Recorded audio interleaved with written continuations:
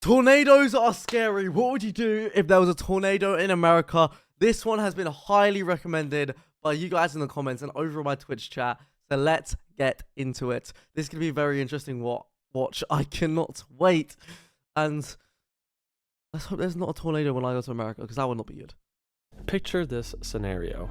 You're at home, it's in the late evening, You're just hanging out, watching TV, Pretty much everything turned out wrong.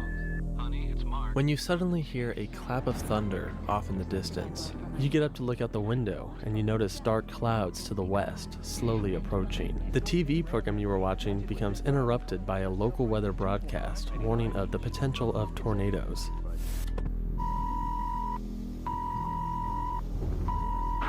Wow.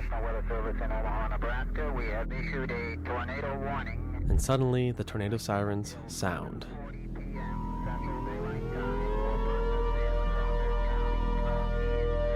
That sound must give so much, and it must ruin your brain after it's happened as well. It must be so scary. You grab your family, your pets, and you find a safe space. Perhaps it's in the basement, perhaps it's in a closet or an interior room. You seek shelter and you begin to hear a low rumble sound, almost like a train, slowly approaching, getting louder and louder and louder.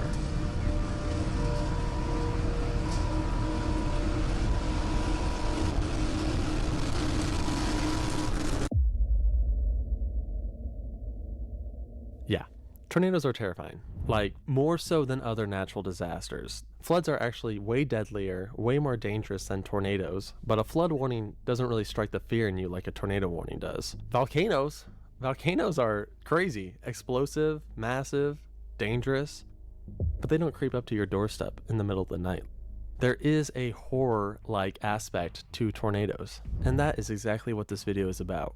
Halloween is coming up, and I figured it'd be a good time to just talk about the terrifying nature of tornadoes. We'll discuss some of the scariest images, videos, and experiences in today's video. Let's get into it.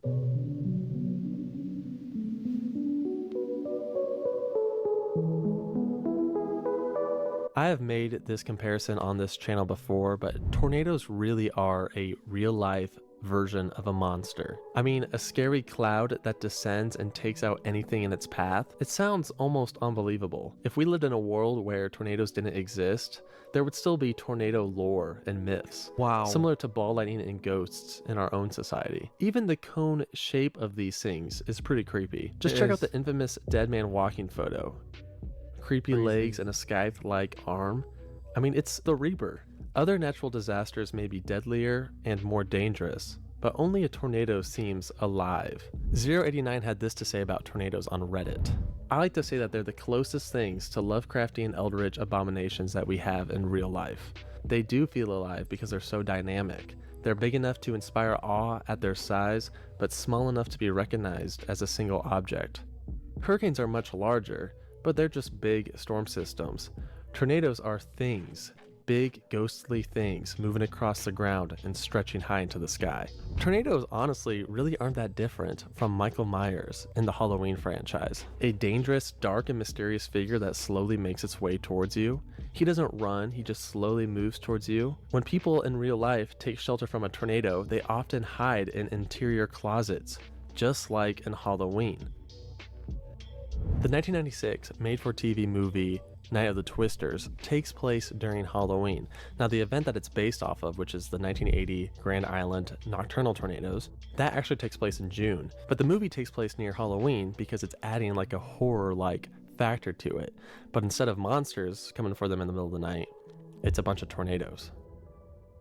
Night tornadoes are usually referred to as nocturnal tornadoes. And I want to discuss their history, starting with that tragic night in Grand Island, Nebraska. On June 3rd, 1980, Grand Island, Nebraska went through a very unique meteorological event. On that night, Grand Island was hit by 7 different tornadoes in the span of 3 hours, between 8 p.m. to 11 p.m. All in all, 5 would lose their lives, and over 200 would be injured. The experience was very traumatic, not just because you had tornadoes destroying your community, but because they came at night. This is the only known tornado photo capture. That looks so scary. I'll be real. At night, you wake up and your house might be destroyed. You could lose your life. It's crazy. From that night, and it's one of the creepiest tornado photos I've ever seen. It shows the second tornado to the left and the third tornado to the right. This tornado would end up injuring 40 individuals, but it was actually the fifth tornado from that night that took 5 lives. Oh. Many families on that night had horrifying experiences. The whole event kind of came out of nowhere. It was a Tuesday night. Many parents were away from their kids at different events, so we had a lot of kids at home freaking out because the weather was changing so rapidly. Now, the movie that we talked about earlier that was based off of this event was actually a film adaptation of the book Night of the Twisters by Ivy Ruckman. Here's the book right here. Look at that. Scared kid, because it's a scary experience. Nocturnal tornadoes are twice as deadly as their daytime counterparts, even though they only make up a very small percentage of tornadoes overall. There have been countless terrifying nocturnal tornadoes. Some of the more prominent tornadoes include the Barnveld, Wisconsin F5 that hit at 12:41 a.m. on June 8th, 1984. According to the Weather Service office in Madison, Wisconsin, the lightning was so intense during this tornado that there was actually a strobe effect to it. That event caused 200 injuries and 9 fatalities. One very recent nocturnal tornado event that comes to mind is the March 3rd, 2020 Nashville, Tennessee tornado outbreak. The strongest. How many of you guys in the comments have like actually experienced a tornado? I would love to hear your like experience with it. If you just let me know down in the comments, that would be. I would like. How scary is it for you guys? It's like I'm scared. I'm just watching it. If I'm being honest. This tornado from that outbreak was the Cookeville EF4, which had 19 fatalities and 87 injuries. Other notable night tornadoes include the Greensburg, Kansas tornado of May 8, 2007, the April 1998 Birmingham, Alabama tornado, and the downtown Lubbock, Texas tornado in 1970. Dixie Alley tends to be hit by some really bad nocturnal tornadoes. And on top of that, Dixie Alley is actually very hilly. The terrain can easily hide tornadoes, just making it even scarier. It's a very dangerous place. Similar in a way to nocturnal tornadoes are rain-wrapped tornadoes. Like nocturnal tornadoes, you can't actually see them, but instead of them being shrouded by darkness, they're shrouded by rain. Rain-wrapped tornadoes are extremely dangerous. In fact, the deadliest tornado since the 1950s, the 2011 Joplin EF5, was rain-wrapped. So I spent some time online looking for the creepiest and scariest tornado photos, and I came across this. This photo to me just kind of freaks me out. The tornado is looming in the background of a nice suburban street, and it kind of has a liminal feel to it. This is from the 2019 Dallas EF3, which actually happened on October 20th, so 11 days before Halloween. Thankfully, this tornado took no fatalities. There was also a video captured of the event, and it also has some pretty eerie vibes to it. What actually happens if like a tornado goes through your house? Does it go over your house and like cause a bit of damage? But or does it go like literally through your house? And if it goes through your house, literally it's powerful enough just to rip your house off it. Or is it like, is there different like, it depends like how strong the tornado is.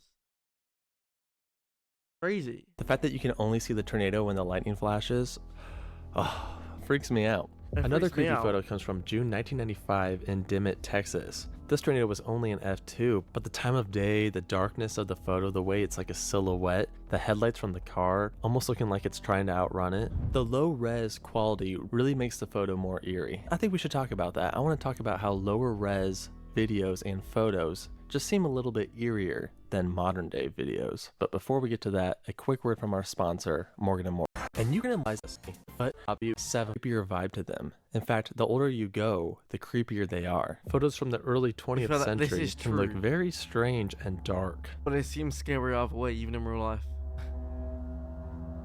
Often videos before 2000 just seem a lot creepier because of that low resolution. It makes the tornado more mysterious. It gives it a darker vibe. True. This Lindsborg, Kansas video from September 25th, 1973 is a prime example. Look at the way that it moves and dances by the water tower. Going back 16 more years to June 20th, 1957, we have the Fargo, North Dakota F5. This is some of the earliest video capture of a tornado. Oh, that's Vintage scary safety as well. videos can also have a dark vibe to them. I remember back in school, usually in the spring, we would all get together for an assembly to watch some sort of tornado safety video. Some of them were pretty cheesy, but sometimes they kind of freaked me out. A classic example is the 1976 film Countdown to Survival. One section in particular is pretty intense. Check it out.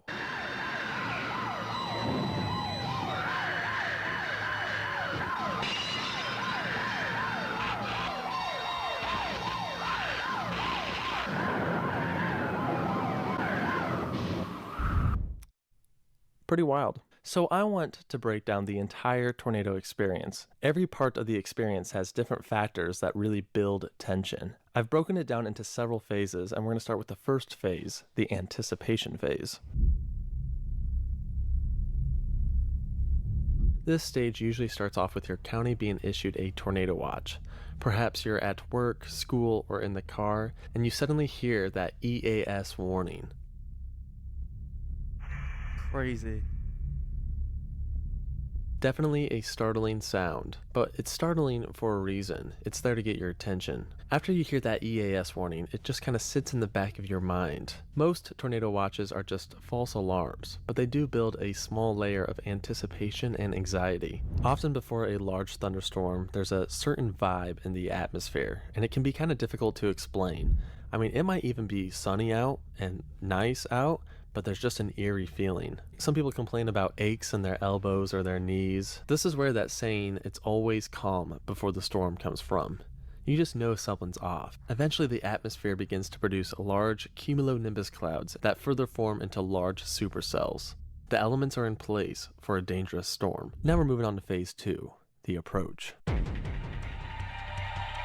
It's getting later in the evening, and the sky to the west is extremely dark. You watch as the impending storm approaches. At this point, the leaves on the trees begin to turn over, and the birds quit chirping. All the animals, they know something is up. They know something is coming. Usually you're sitting in your living room with the local weather on, the meteorologist is monitoring the situation, and lightning flickers off in the distance. You frequently walk back and forth from the TV to the back window to look at the clouds in the approaching thunderstorm. You may even see a shell cloud or an Arcus cloud, and sometimes you That actually looks really cool, but I would not want to see it in real life, if you get what I mean. might even see scud clouds, which are these little long finger-looking things that stick down from the Arcus cloud. Crazy. Scud stands for scattered cumulus under deck. Many people actually believe them to be tornadoes, but there's no rotation, so they're not tornadoes. They are just SLCs, scary-looking clouds. Just a false alarm. The meteorologist on TV then notices something alarming on radar, a hook echo, or a radar indication of rotation. Suddenly, a tornado warning is issued for your area, and the tornado sirens sound. Similar to the earlier EAS sound, they sound pretty creepy.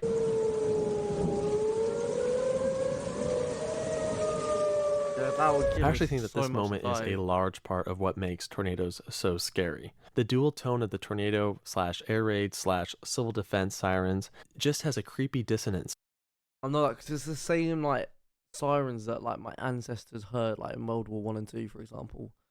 That's why I think to it. Different tornado sirens create different it means something bad's coming, so it's not gonna like help you in any way, is it?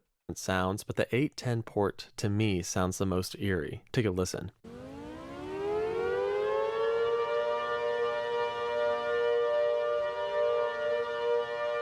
It almost sounds like a creepy choir, or perhaps a trumpet sound in the end days of Revelation. The shape of these things is also pretty creepy. There are many eerie vibes in the approach stage of a tornado, but there's one video that captures it very well. This video was captured by Rodalco 2007, and it just does a great job of capturing the atmosphere before a tornado hits. This was taken before the infamous May 22nd, 2011 Joplin EF5. These storm chasers are currently located on Rangeline Road, and all you can see is a blanket of darkness behind these stores. But that's actually a massive tornado.